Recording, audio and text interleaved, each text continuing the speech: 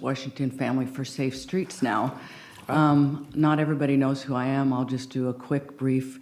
In 1980, when they first began the light rail line out in Gresham, they built it, and then we built around it.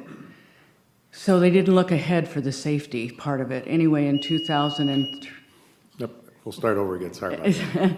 in 2003, my son was killed on a crosswalk out in Gresham by the light rail. And then I started taking a look at the rail and what had been done there and started seeing that there wasn't channelization, there wasn't much.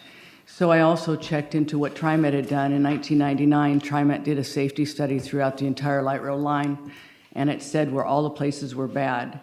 Well, in 2007, I passed a law that made them go back to the line that was bad because Trimet never did anything. And they had to go back, take a look, and it ended up they had to change 80 crosswalks and 45 stations. So with that, in 2007, 2008, went in front of the board and asked them how my law was going, and they didn't know anything about it.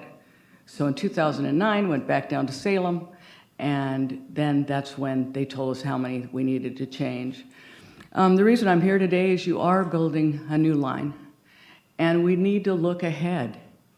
We don't need to just lay the line and then figure out the safety later.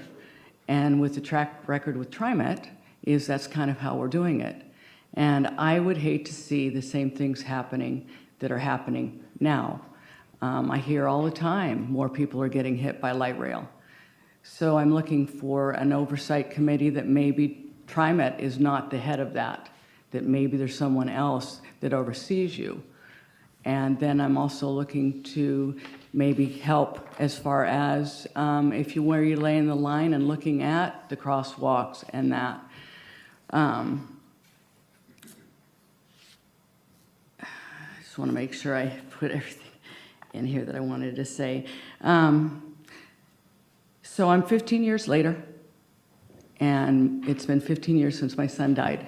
And I continue to do this for everybody else because I don't want them to lose like I've lost. And as we listen more and more that people are getting hit, people are concerned about the inside of the rail, but what about the outside of the rail?